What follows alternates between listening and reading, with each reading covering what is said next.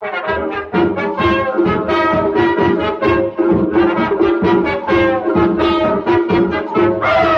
o retrato do velho outra vez, bota no mesmo lugar.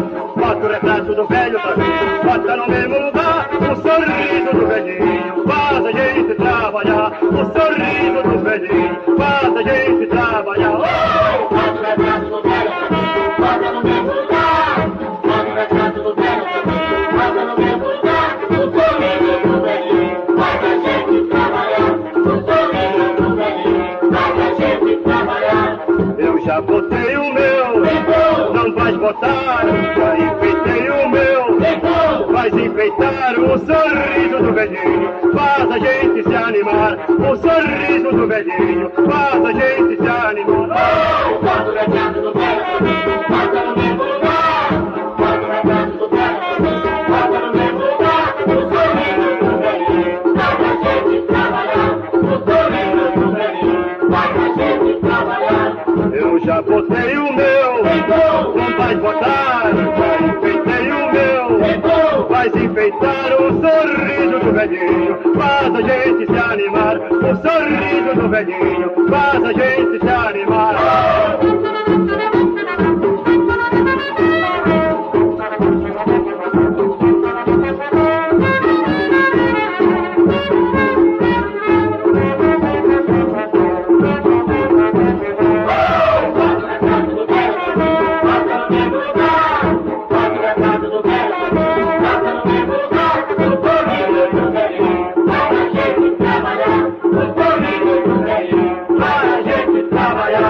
Eu já botei o meu, não vais botar. Já enfeitei o meu, vais enfeitar. O sorriso do velhinho faz a gente se animar. O sorriso do velhinho faz a gente se animar.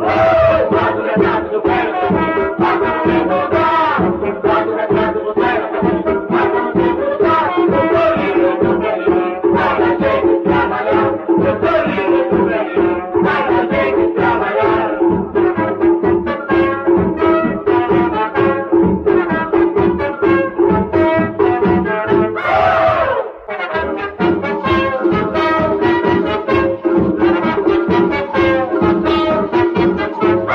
Bota o retrato do velho outra vez, bota no mesmo lugar. 4h30.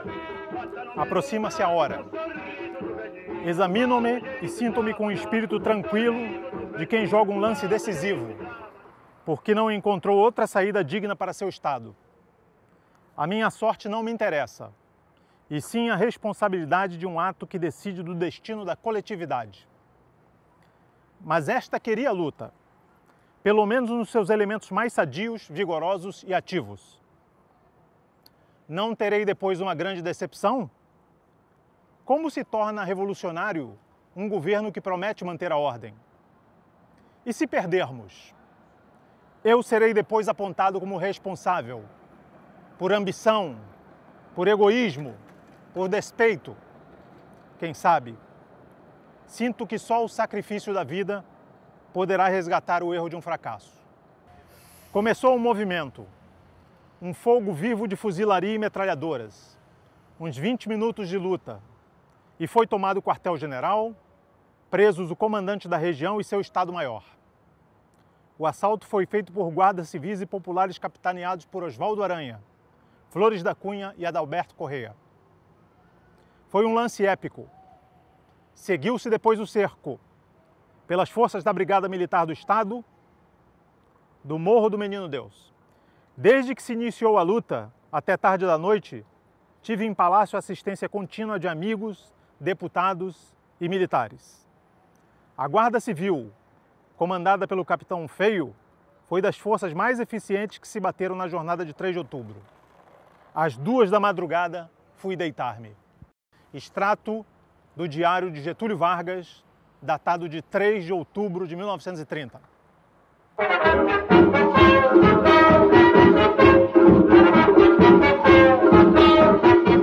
Há crises sociais tão profundas que abalam todos os sentimentos, e ele, sentindo-se criatura humana, entre as criaturas humanas, pergunta-se a si mesmo, atônito e deslumbrado, se não é possível apressar o processo evolutivo por meio de uma violência qualquer, regeneradora, ainda que terrivelmente. Ora, esse processo é a revolução. Banidas todas as ideias que frequentemente maculam as revoluções, tornando-as suspeitas aos olhares idealistas dos educadores, não há dúvida que, ante uma grande possibilidade de melhorar a vida, por uma violenta alteração da ordem das coisas, todos os educadores devem sentir-se e querer ser revolucionários. A revolução que neste momento acaba de transformar o Brasil numa formidável esperança para o mundo, traz no programa dos grandes nomes que a encaram todas as características de um movimento significativamente educativo. Nela, encontramos todas as qualidades de coragem superior, iniciativa, justiça, pureza, desinteresse e fraternidade, que são os pontos essenciais de qualquer plano de educação. Pode-se dizer que a pequena tentativa da formação brasileira que tivemos na reforma do ensino ampliou-se através de uma lente gigante, projetando-se em todas as atividades brasileiras, adquirindo ao mesmo tempo detalhes novos e mais perfeitos. É preciso agora que se integre o magistério nessa obra redentora e nela integre a criança brasileira, que deverá receber consolidado e intacto o Brasil novo que esta revolução fez nascer. Extrato do texto, Cecília Meirelles, 31/10/1930.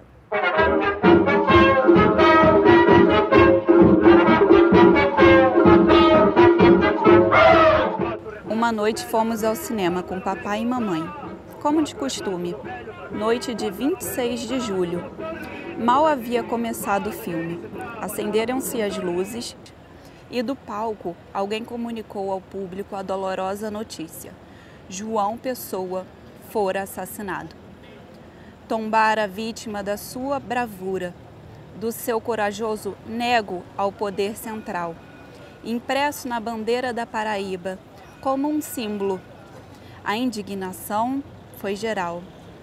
Nada mais podia impedir a marcha da revolução. Toda a nação estava chocada. Muitas das minhas amigas foram filhas de auxiliares de papai ou de seus amigos. Quase todos eles envolvidos no incipiente conspiração. Deveriam saber mais do que eu, pois durante o recreio me perguntavam quando seria a revolução. Adquiri a fama de ser uma pessoa discretíssima, porque respondia invariavelmente que não sabia ou que não iria haver revolução. Ninguém acreditava, mas era verdade. Só depois desse dia trágico despertei para a realidade próxima e passei a observar melhor pequenos detalhes que até então pareciam sem importância. Papai ultimamente voltava mais cedo para casa. Seu gabinete, que antes permanecia aberto, agora ficava fechado. Os telegramas e as radiogramas eram entregues em mão, sempre pelo mesmo oficial da guarda e a maioria em código. Texto escrito por Alzira Vargas, pouco antes da Revolução.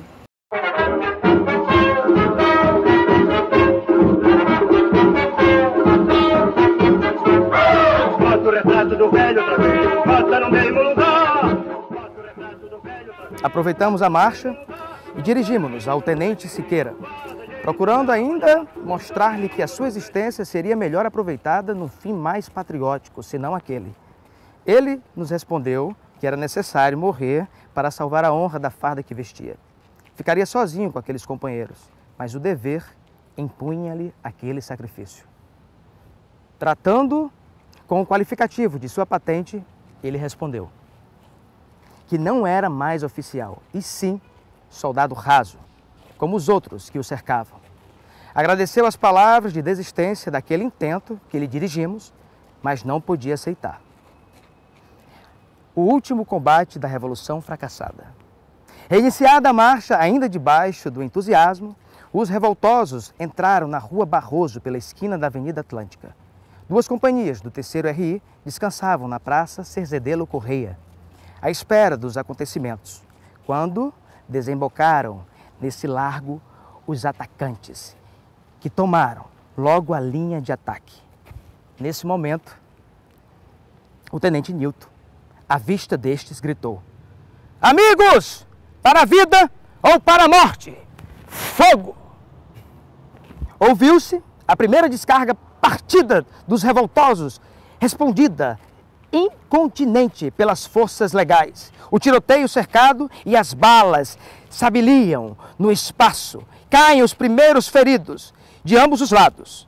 Ambos os lados sustentavam vivo fogo, enquanto que forças legais de retaguarda ocorrem, reforçando a defesa que assim obriga os revoltosos a recuar, tomando novamente a Rua Barroso em direção à Avenida Atlântica. O tiroteio continua. Os atacantes, já em trincheiras, em diversas silenciais de um terreno vazio, resistem heroicamente. E nessa situação, conservam-se durante uns 30 minutos. As metralhadoras do Exército Legal rompem as suas tiras numa descarga formidável. E o inimigo, depois de uma pausa de alguns segundos, continua a responder: "Vamos!"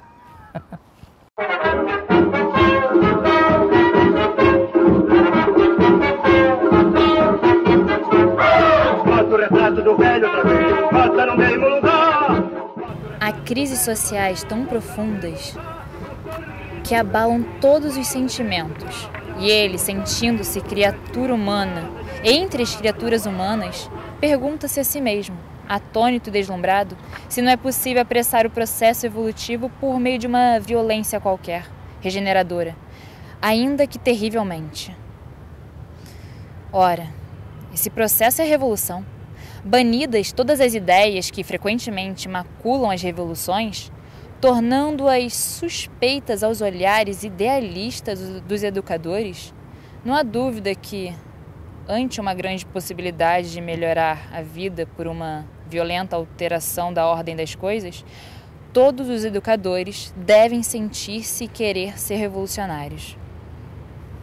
A revolução que neste momento acaba de transformar o Brasil numa formidável esperança para o mundo traz, no programa dos grandes nomes que a encaram, todas as características de um movimento significativamente educativo.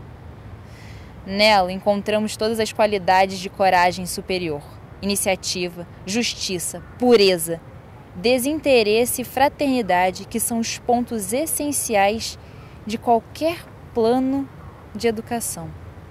Pode-se dizer que a pequena tentativa da formação brasileira, pode-se dizer que a pequena tentativa da formação brasileira que tivemos da reforma do ensino ampliou-se através de uma lente gigante, projetando-se em todas as atividades brasileiras, adquirindo, ao mesmo tempo, detalhes novos e mais perfeitos.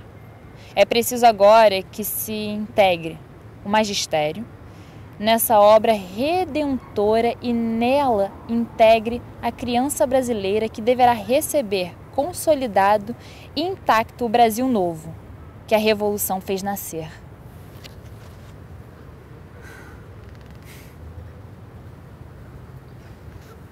A Revolução de Outubro, surgindo com a explosão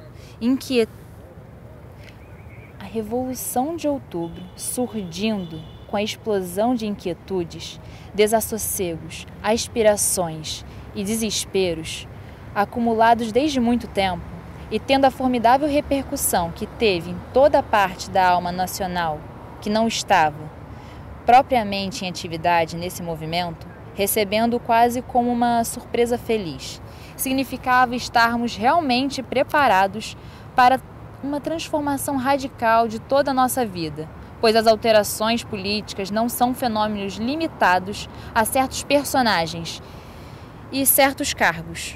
Representam, pelo contrário, a síntese das possibilidades coletivas.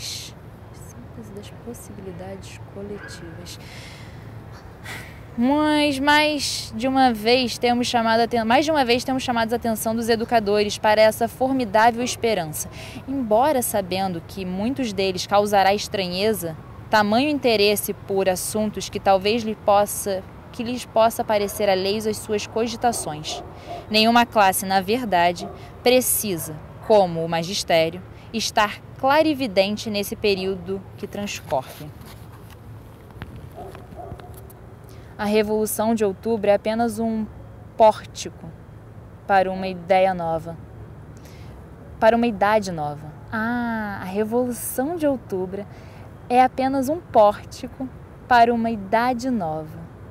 Os que puderam erigir, com a força do seu ideal, feito tanto da forma abstrata do pensamento como da pobre forma concreta dos corpos despedaçados, não o fizeram para si mesmos. Eles sabem que não há proporção entre o tamanho de uma revolução e o de uma vida. Fizeram-no, pois, pelos outros e para os que vêm depois, para os que se sucedem, para os que nunca terminam, para a própria vida que, dentro de um limite geográfico, costuma ter o nome de pátria. Agora, a revolução, ela é o sinal dos tempos diferentes, o anúncio do que virá.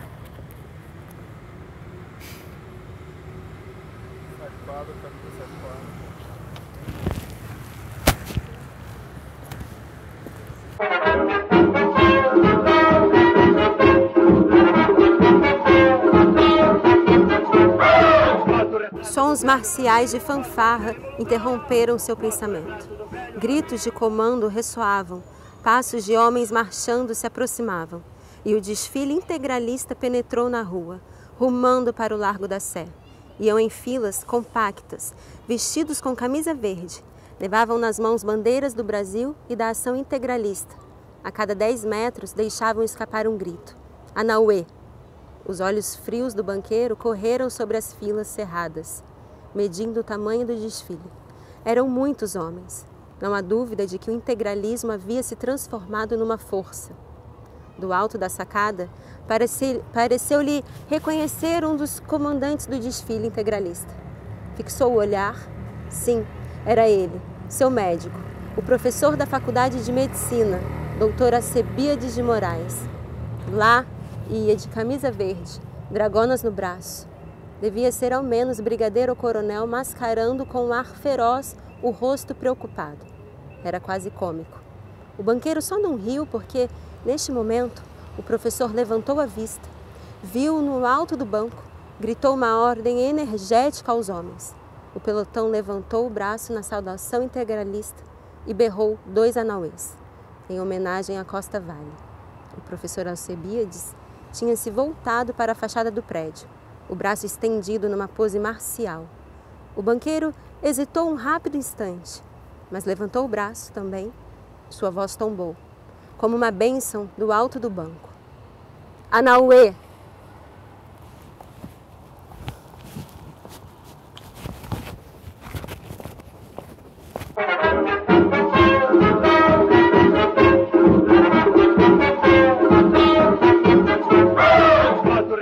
Pela manhã, tive a continuação das notícias sobre o movimento no interior do estado, nas localidades onde existiam forças federais. Aderiram ao movimento as guarnições de Cachoeira, Pelotas, Livramento, Santa Maria. Ainda discutiam ou recalcitravam Rio Grande, Bagé, Uruguaiana, Rosário, São Gabriel, Passo Fundo, Cruz Alta, Santo Ângelo. Todo dia foi absorvido em atender as pessoas que me procuravam para trazer sua solidariedade, despachar a numerosa correspondência do interior do estado e auxiliar o Estado-Maior no bom andamento de seus serviços. Nesse dia, recebi uma manifestação popular que ia assistir à colocação da placa com o nome de João Pessoa na até então Avenida Redenção. Fiz as declarações peremptórias de apoio ao movimento armado. Nessa mesma tarde, saiu um manifesto que redigi esclarecendo meu apoio ao movimento revolucionário. Continuam chegando notícias do avanço de nossas tropas de vanguarda, leste, centro e oeste de Santa Catarina. metáfora envia excelentes notícias do norte. Vários corpos do exército sublevados, deposição do governo do Piauí e invasão de Pernambuco. Almoçaram comigo o coronel Góes Monteiro, chefe do Estado-Maior, e seu auxiliar, capitão João Alberto. Espírito de grande lucidez e capacidade de organização. À tarde, um pequeno passeio de automóvel pelos locais mais atacados no dia anterior. À noite, muitas visitas, comentários dos fatos correntes e algumas providências.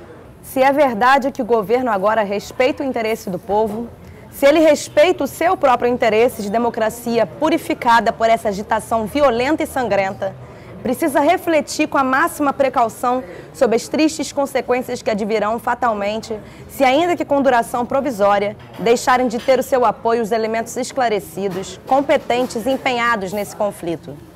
Porque os que vão aparecer pedindo ou insinuando o retrocesso à obra da educação são os de alma legalista.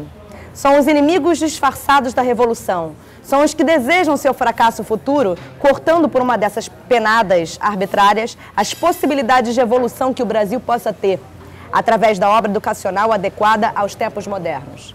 Fazer revolução deve ser, com certeza, muito mais fácil do que assegurar revoluções. O passado do mundo nos mostra, aliás, essa necessidade de repetir a história para se consolidarem as aspirações. Se viemos de um Brasil infelicitado pela má estrutura educacional dos seus próprios dirigentes, que corromperam com suas práticas os próprios dirigidos bem-intencionados que houvessem, e se nos empenhamos em apagar a todo transe a lembrança do passado maléfico, devemos fazê-lo não com palavras. Oh, como o Brasil está fatigado de discursos, mas com atos ponderados e justos. Agora Marieta e Paulo riam também, e Henriqueta começou a compreender que se haviam se divertido à sua custa.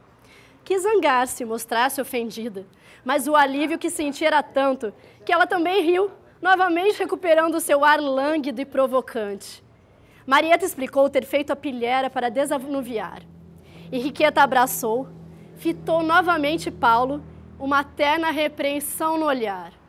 Que susto vocês me meteram! Marieta acompanhava cada movimento das outras em torno a Paulo. Desde que chegara, desde que a vira visitar no dia seguinte ao da recepção, ela vivia numa constante agonia, a pensar que a qualquer momento uma nova mulher entraria em sua vida.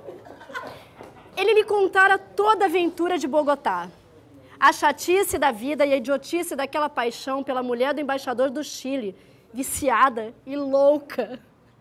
Diz-lhe também do vazio da sua vida, dos seus desejos, de um eterno amor para consolá-lo da última aventura. Esse eterno amor que Marieta poderia dar-lhe se não fosse. Se não fosse o quê? Perguntava-lhe ela nas noites sem sono sobre o leito enorme, no seu quarto onde raras vezes Costa Vale aparecia.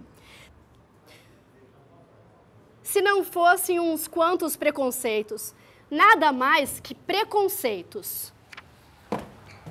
Porém, mais fortes que aqueles matrimoniais rompidos, quando ela se entregara a outros em São Paulo, no Rio, na Europa. Porém, o conhecia desde menino, porque Arthur fora seu noivo noutros tempos, porque Paulo crescera quase em sua casa, porque os demais olhavam como se ela fosse uma segunda mãe para o rapaz. Mas nada disso era verdade, nada era exato. Paulo, ela só conhecera verdadeiramente quando ele a fizera homem. Naquela criança enjoada a brincar sobre seus joelhos, nada tinha a ver com o jovem displicente sentado agora em sua frente. Era uma fraqueza o curvar-se a tais preconceitos se nenhum laço de sangue os ligava. Serão apenas um homem e uma mulher livres de se amar. Isso ela pensava nas noites de Neurastina. Rolando na cama, a garganta fechava de soluços, rasgando os dentes, as rendas da camisa. Mas ele pensaria, como olharia esse amor desesperado? Como reagiria aos fatos por cima dos quais era necessário passar? Essa dúvida torturá-la, a impedi-la de concorrer com Henriqueta e Susana no páreo dos olhares sugestivos, das palavras insinuadas, dos risos de convite. E se ele a afastasse num gesto de horror? enjoado daquela paixão inesperada, aquele desejo parecendo-lhe talvez incestuoso. Ou se isso era o mais terrível, a encontrar-se velha, fanada mulher sem interesse. Nessas dúvidas, ela se debate, prisioneira dela, sem poder, como Henriqueta, como Susana, como todas as demais mulheres, lutar pelo seu amor. Viva a